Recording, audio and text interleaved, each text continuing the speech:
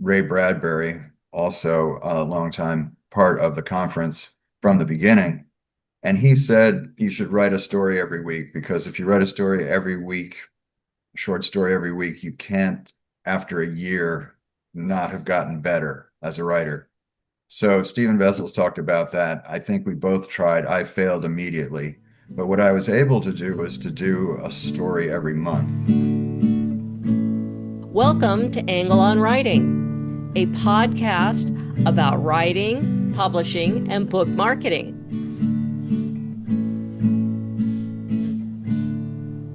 Welcome, writers. I am here today with a very prolific short story writer, fiction writer, essay writer, multi-talented musician, painter, all sorts of things. Welcome, Max Talley. Welcome, Lisa. Thank you for having me on your podcast. Do you call it a podcast? Yes, Okay, yes. just Although checking. it may also appear on YouTube, so if you want to see the visual, head on over there. Okay, so it's a Um, video too. yeah. Um, so why don't you tell people a little about your background, how you got into writing? A little bird told me you actually have publishing in your blood. My dad was a publisher for over 50 years, starting out in Signet Books way back and New American Library, and then he had little imprints in Penguin and New York Times books and Dutton, and I think the last was St. Martin's Press. So the weird thing about that was that he wanted me to be an editor. He wanted me to be a publisher. And of course, I was a rebel and I had wanted nothing to do with that. I thought publishing seemed really boring. So that's probably why I went toward music, why I went toward art and a lot of other things before I got into writing. I mean, I always loved books. I always loved, but I didn't like the publishing side as much as the writing. The writing seemed fun to me.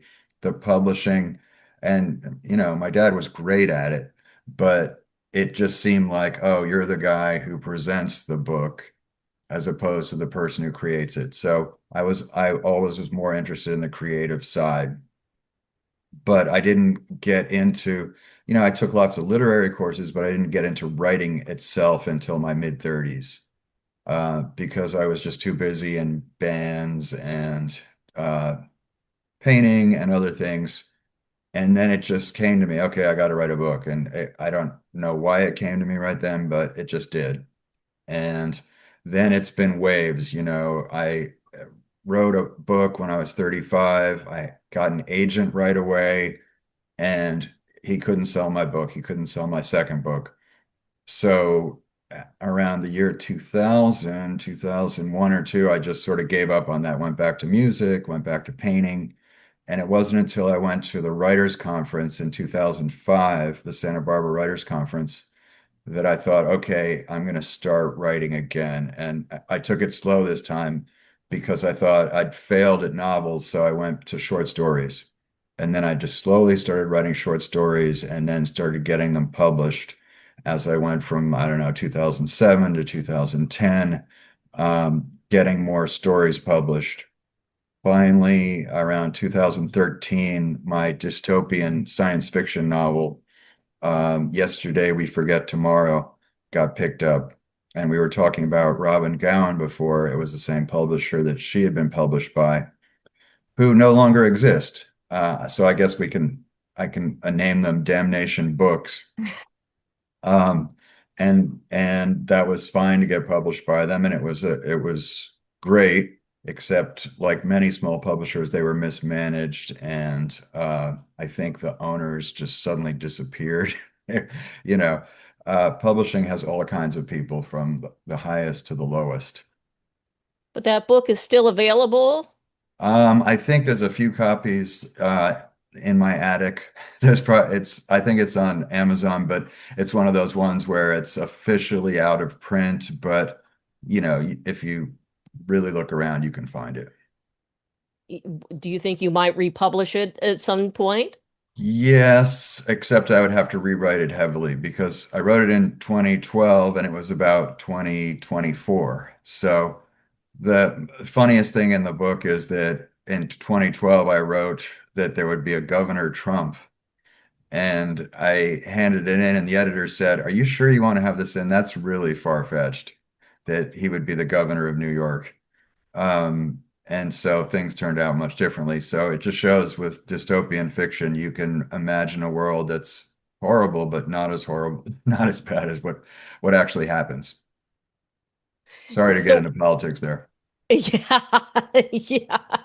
Well, that's yeah, with dystopian fiction, yeah.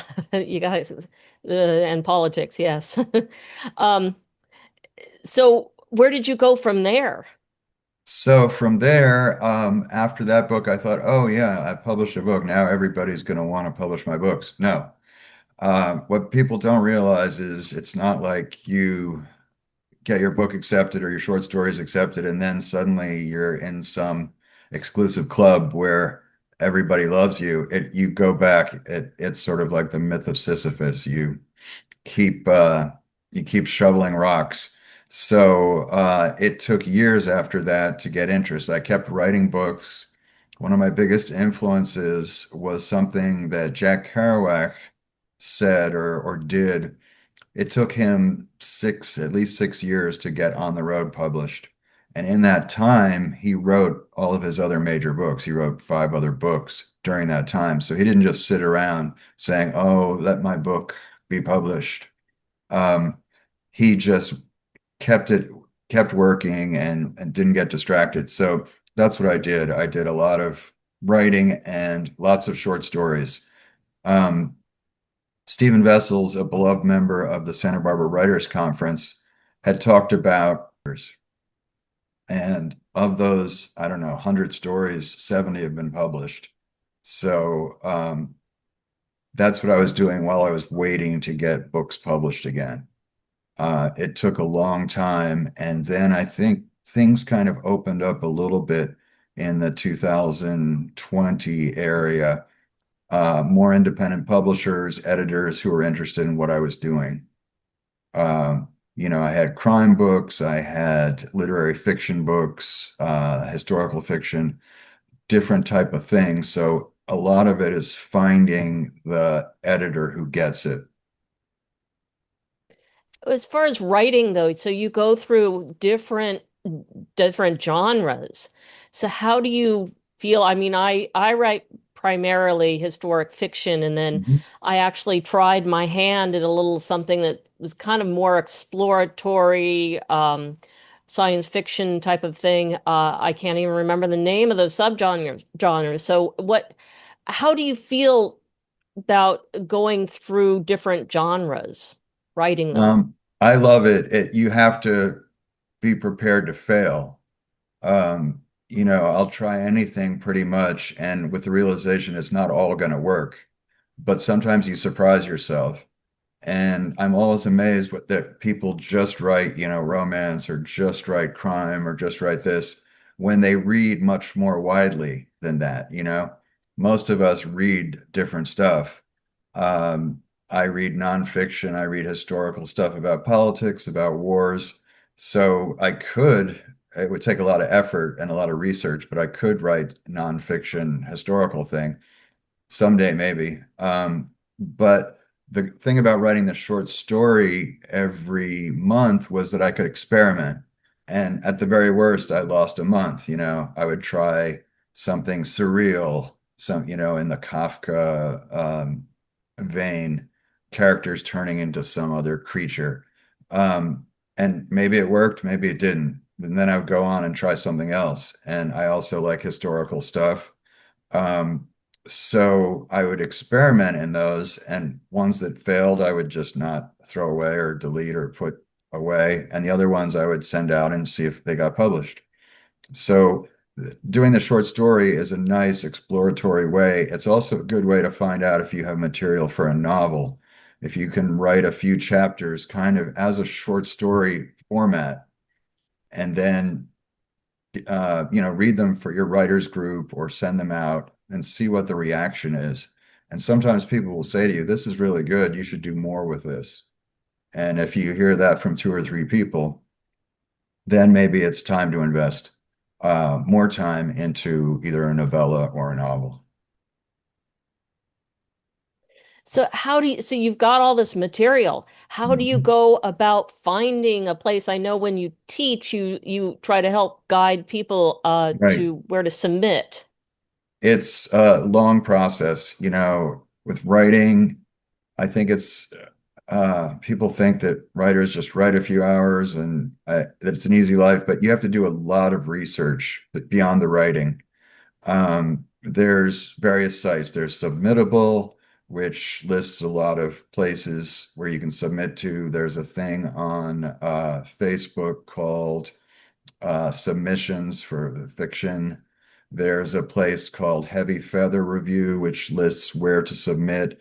There's the community of what is it? Little Magazines and Presses. It's called CLMP.org, and they have a huge listing of places to submit to. So I have at least four or five giant places that I can look to. And it takes time because you have to really research each one and not send the wrong material to the wrong place because they reject you very quickly. But I think it's endurance. The thing is, a lot of writers need to be tougher. You're going to get rejected a lot of times. In the years that I've done this with all the stories and novels I've sent out, I think I have 2,000 rejections. So it's like, be prepared to be rejected. It's not the final word on your work. It's a subjective opinion. And yes, sometimes they're right. You need to improve your work, but a lot of times it means you just need to direct your submission somewhere else to the right place. I don't think we're at a time where there's sort of one emperor or empress who knows everything and says this is good, this is bad. It's very subjective. So the main thing is endurance and just a shotgun approach, sending your material out to as wide, as wide an array of places as you can. Yeah, I tell people just not just with their writing, because writing and also marketing your book, it's it's not a sprint, it's a marathon. So Yes. they And want you're hoping, with submissions, let's say 15 rejections per story. A lot of people, after three rejections, they give up.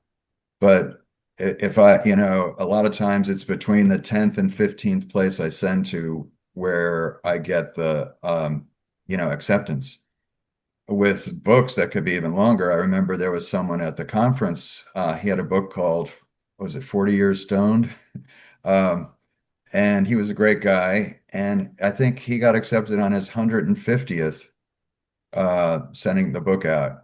So imagine if you were doing that. I would have stopped at 100 and I can take rejection, but he went to yeah. 150 and it worked out for him. So really, you have to do that. And as you know, with marketing and press, trying to get like a review, trying to get newspaper coverage, you're lucky just to get a response from 1 out of 10 saying, I'm vaguely interested, or this isn't something I do. Most of them just ignore it. So you have to have that kind of a maximalist approach of just sending lots of stuff out there. Do you have, by chance, maybe not one you got yourself, maybe one just you heard, but do you have a favorite rejection? Oh, well, there was various ones. I mean, there was one that I think I posted once on social media where it said that this is just a phenomenal, it went on and on about how good it was and then said, but it's wrong for our journal. And then I always think like, the guy's like, this is the best story I've read this year and that kind of thing. But, we have to have a philosophical question within our stories, and your story doesn't have a philosophical question. My feeling is if they like your story that much, I think they should bend a little. But what you Yeah. find is so many journals have a very narrow corridor of what they want. It has to be. historical fiction from the 18th century that takes place in London. They have all these little rules, and you'd think they would just want something good, but unfortunately, things have become much more specific and specialized. Yeah. I know in your workshops, you try to focus on writers the first 3 pages. Can you talk about that, about why the first 3 pages are It, important? it's because I've done some work in literary journals, being a reader, um, yeah, reading manuscripts, reading short stories that have come in. And what I've learned from the editors in chief and stuff like that is they only read at the most 3 pages, right? Often just the first page of a short story or of a essay, or if you're lucky with a book, they might read 50 pages. Um, and that's if they like the idea of the book. If they don't, they're just going to read the your query letter and just say this isn't something for us. So doing the first 3 pages is ensuring that there's a sense of excitement that something's going to happen, that there's conflict. And people say, well, I don't, I write memoir or I write historical fiction. There's no car explosions. There doesn't have to be car explosions. It just has to be a sense of conflict and tension, that characters want something, that there's people blocking them from getting what they want. There has to be a sense of something's going to happen. It can't just be window dressing. It can't just be characters agreeing with each other. There was one story where it was set in, I don't know, 19th century London, and the character's talking to her butler. It's a beautiful day. And the butler's like, yes, it's a beautiful day. It's so good to live in London. Yes, it's so good to live in London. And they're just agreeing with each other. And the the dialogue just there was no reason for any of it. So a lot of it is just getting people to understand that editors are besieged with material and they're not going to take the time. John Reed, who teaches Pirate Workshop at the Santa Barbara Writers Conference, has a joke where he says, "Oh yeah, this thing really gets going around page 257." And it's like, nobody's going to read to 257. So the idea is working on the first 3 pages is that they won't put the thing down, that they will get through to the rest of your story. So that's what you're doing, is you're trying to win over people. And it's sad that you have to do that, because there are some great writers who have very slow builds, and I think if you have a reputation and once you're published a bunch, you can get away with that more. But we're at a time where people want to be interested and intrigued and sucked into a story very quickly. So I know with novels, throughout, the 30 years that I've been paying attention, prologues have come in and out of popularity. How do you feel about prologues? Um, I generally avoid them, but if you do them, I would do it pretty short. 2 or 3 pages in italics, I guess, to say that this is a prologue and not the beginning of the book. I think some people will skim over a prologue because they'll say, well, this isn't the real story. When does the story start? I mean, that's the new reader. I think you can go back, of course, to like older writers, uh, whether it's Dickens or Thackeray or whatever, who've done really long prologues, and they make it work. I think you can make it work, but it's tougher, especially if you're submitting your book to an editor, to get them to read through, say, 50 pages of italics, just waiting for the actual story and the characters to like begin. So I would think if you can shorten a prologue, or have a few pages in the very beginning of the book, and then if you need to have more prologue material later in the book, uh, but long prologues can be kind of a mood killer for Yeah. editors, at least. So, Yes. but again, you're talking about historical fiction being the thing that you write in, and it's often important in that. It's also seems to be important in books that take place in two different times. So we're talking about characters in the 20th century, but they're referring back to their ancestors.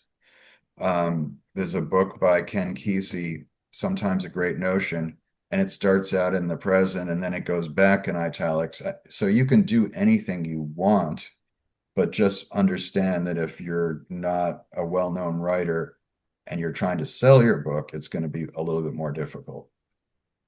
Definitely. That's great advice. Do you have any other advice, anything that you really wish writers knew before before they come? You're going to be teaching in June, and so is there anything you really wish writers knew before they came to your class?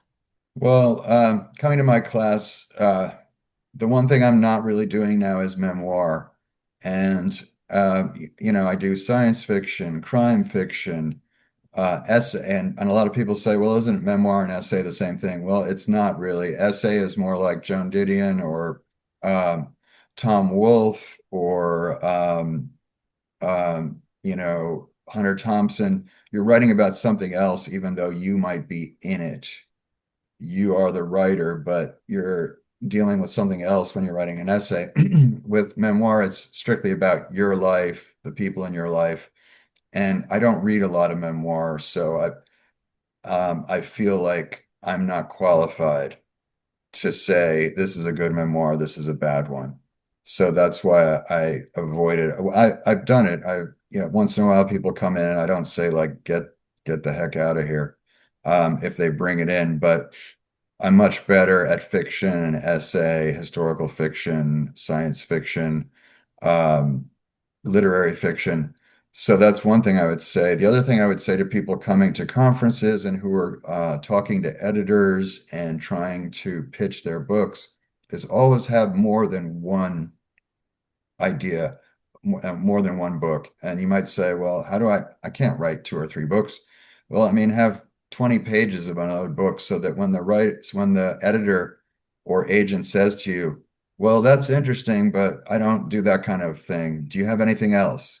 Always have something else, even if it's just an idea or a few pages, because there's a lot of editors who will be interested in your writing, but not the genre that you might be writing your main book in.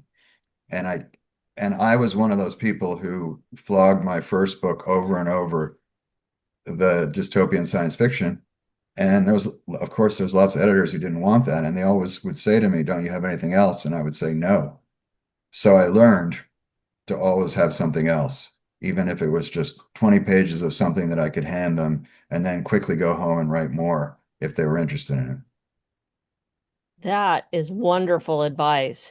And I know from sitting in workshops that you always have very valuable feedback to give writers. You're a very astute at critique. So I do know that. Thanks. Um, And I'm lucky to have people who come over and over to my workshops who are also very good at that too. and you are currently promoting a book right now, aren't you? I am promoting peace, love, and hate. Does this come out backwards or is that just what I'm seeing? I think that's good. Yeah. Okay, good. Yeah, and so it's being sold as a crime novel, but I kind of think of it as historical fiction, literary fiction mixed with crime, because it's very much about the place, about 1969 in Haight-Ashbury in San Francisco and everything that was going on there. So there is crime, but there's also the hippies, the cults, the protests, the communes. It's everything that was going on at that time. And it's specifically the last 6 months of 1969 because things got darker then. What with the Charles Manson murders and the Manson family. And then you had the Altamont rock concert. And so there's various things that where the 60s seemed a darker side of the 60s was showing. So that helped me write the crime thing. I could have written sort of a 1967 happy hippie novel, but I just chose to do this because I thought it would be fun. Yeah. Sounds like it. Yeah. So I certainly, it's not what I would call a bestseller, but it's my best-selling book. So I've been lucky. I've gotten press on this one. What I've learned from it is that if you have a book set in California and San Francisco and has chapters in Santa Cruz, you can get coverage from those places. You can contact those stores in those places, and they'll stock your book. That was a big learning thing is when you have a book set in a state or a town, um, you can reach out to bookstores, you can reach out to the little weekly magazines and weekly newspapers and tell them, I've featured Santa Cruz in two chapters and two newspapers in Santa Cruz, the Santa Cruz Sentinel and then Lookout, which is sort of like our independent, uh, both both did articles on it. So that was my learning experience from this, that if you set things in a specific space and different area, different towns, you can sort of focus on those bookstores and those media press, whatever press is left, and hope that they'll feature you. Well, that's great. That's a really great book marketing tip there. Thank you for that. And it's been a pleasure speaking with you. Thank you, Lisa. Sure.